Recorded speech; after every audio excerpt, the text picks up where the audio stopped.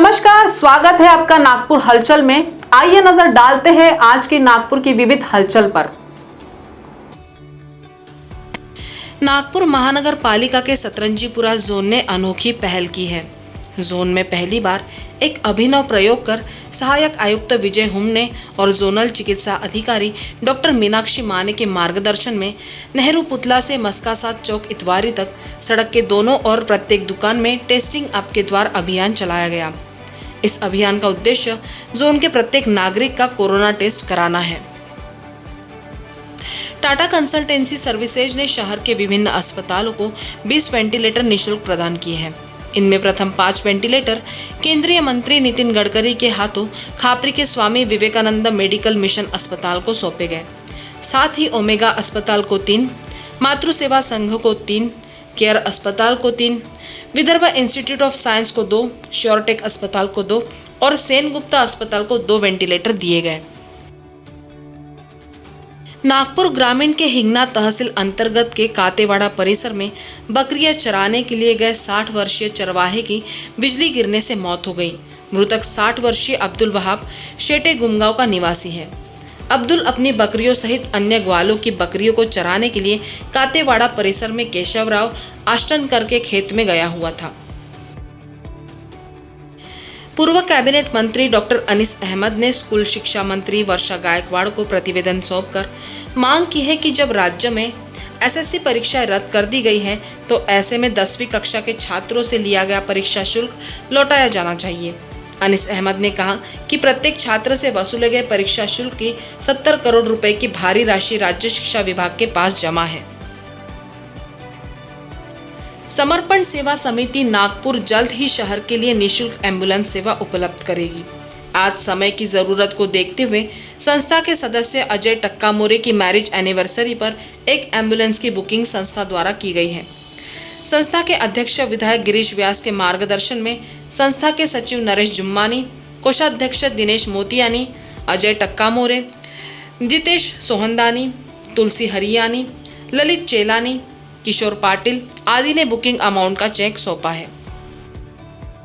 कुरुक्षेत्र के पूर्व सांसद नवीन जिंदल वैश्विक महामारी कोविड-19 के खिलाफ जंग में महाराष्ट्र में भी जीवन रक्षक बन गए हैं।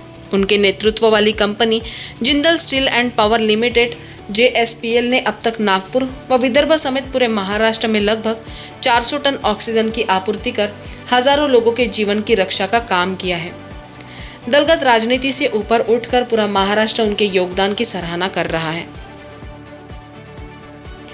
विदर्भ के 13 लाख व्यापारियों की अग्रणी व शीर्ष संस्था Nag Vidarbha chamber of commerce ने प्रेसिडेंट अश्विन मेहड़िया के नेतृत्व में जिलाधिकारी रविंद्र ठाकरे एवं मनपा आयुक्त राधाकृष्णन बी को प्रतिवेदन सौंपकर मांग की है कि व्यापारियों को लॉकडाउन में शिथिलता देकर नियमों के तहत व्यापार करने की अनुमति दी जाए।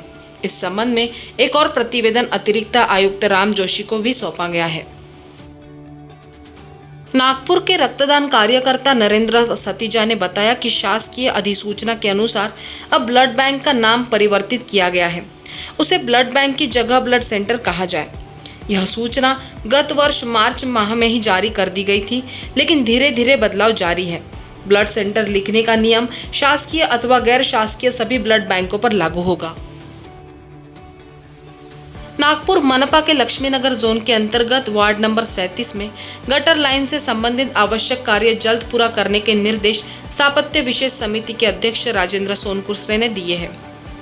वार्ड नंबर 37 में गटर लाइन संबंधित समस्याओं के बारे में स्थानीय नगर सेवक तथा शिक्षण समिति के सभापति दिलीप दिवे द्वारा मनपा के आम सभा में प्रश्न उठाया गया।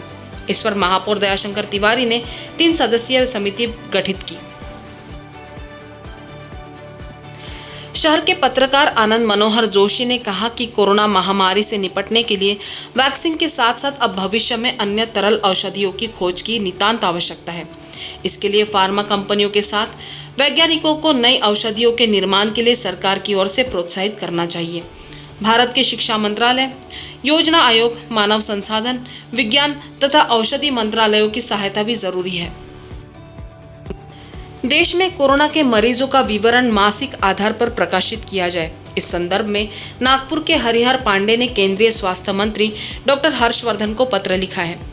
पत्र में पांडे ने लिखा है कि भारत में पहला कोरोना मरीज करीब 17 महीने पहले 27 जनवरी 2020 को मिला था। तब से भारत सरकार इस विपदा से डटकर मुकाबला कर रही है। देश में कोरोना के आंकड़े शुरू से ही सरकार की ओर से एक साथ रखे गए हैं। भारतीय ज्ञान मंच द्वारा स्कूली विद्यार्थियों के लिए कागज, कला और शिल्प प्रतियोगिता का आयोजन किया गया। 5वीं से 10वीं तक की कक्षा के बच्चों ने इसमें भाग लिया। प्रतियोगिता का विषय रॉकेट था। इसमें विद्यार्थियों को दुनिया के अलग अलग रॉकेट बनाने के लिए दिए गए। विद्यार्थियों ने रॉकेट के अलग अलग हिस्सों को जोड़कर रॉकेट का मॉडल तैयार किया। महापौर दयाशंकर तिवारी एवं मनपा आयुक्त राधाकृष्णन बी के निर्देशानुसार MLA rest house civil lines में कोविड परीक्षण केंद्र शुरू किया गया है। यहाँ पर स्थित कोविड अस्पताल में 108 मरीजों का इलाज चल रहा है। परीक्षण केंद्र सुबह 10 बजे से लेकर दोपहर 3 बजे तक खुला रहेगा। नागपुर महानगर पालिका के NDS दस्ते ने नियमों का उल्लंघन करने वाली 28 दुकानों व प्रतिष्ठानों पर कार्रवाई कर 2.25 लाख रुपए का जुर्माना वसूला। दस्ते ने 3 जोन के अंतर्गत 9 दुकानों को सील किया। टीम ने 48 प्रतिष्ठानों और मंगल कार्यालयों का निरीक्षण किया। मनपा आयुक्त राधाकृष्णन बी के निर्देशानुसार उक्त कार्रवाई आज भी जारी रही। केंद्र सरकार ने कोविड-19 के खिलाफ कड़ी टक्कर देने वाले ग्राम पंचायतों के कार्य का संज्ञान लिया है। केंद्र सरकार के पंचायती राज विभाग की पहल से प्रकाशित पुस्तिका में जिले की खुर्सापार ग्राम पंचायत को शामिल किया गया है। Best practices to fight covid by panchayat of Maharashtra नामक पुस्तक में राज्य के 6 ग्राम पंचायतों का समावेश है। खुर्सापार गांव के निवासी तथा शासकीय विभागों के संयुक्त प्रयासों से कोरोना को दूर रखने में सहायता मिली। मानकापुर के पागलखाना चौक स्थित MSCB कार्यालय के बिल कलेक्शन सेंटर में पदस्थ कर्मी के साथ मारपीट कर बिजली बिल कलेक्शन सेंटर में रखी रकम लूटने का प्रयास करने वाले युवक के खिलाफ पुलिस ने मामला दर्ज किया है। आरोपी महिला से मारपीट कर लॉकर की चाबी मांग रहा था। मनीष श्रीवास्तव हत्याकांड में शामिल एक और आरोपी रवि उर्फ छोटू बागड़े को क्राइम ब्रांच की टीम ने गिरफ्तार किया है। उसे रानी दुर्गावती चौक के पास गिरफ्तार किया गया है। रंजित सफेलकर के कई काले कारनामों में छोटू बागड़े शामिल था। उसकी गिरफ्तारी के बाद कई खुलासे होने की उम्मीद पुलिस को है।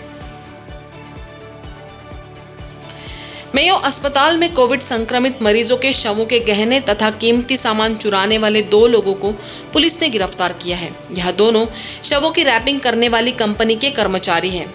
आरोपियों में गणेश उत्तम टेकाडे कलमना तथा छत्रपाल किशोर सोनकुसरे जुनी मंगलवारी निवासी हैं। तहसील पुलिस ने उनसे 1.68 लाख का माल बरामद किया है। नागपुर महानगर पालिका के अंतर्गत अब तक 6,34,000 से अधिक नागरिकों का टीकाकरण हुआ है। इनमें 4,75,758 नागरिकों ने टीके का पहला डोज लिया है, जबकि 1,58,476 नागरिकों ने वैक्सीन का दूसरा डोज लिया है। मौदा थाना अंतर्गत नवाब फोटो स्टूडियो में वाहनों के फर्जी लाइसेंस बनाने वाले आरोपी नवाब जमीर बेग को पुलिस ने गिरफ्तार किया है।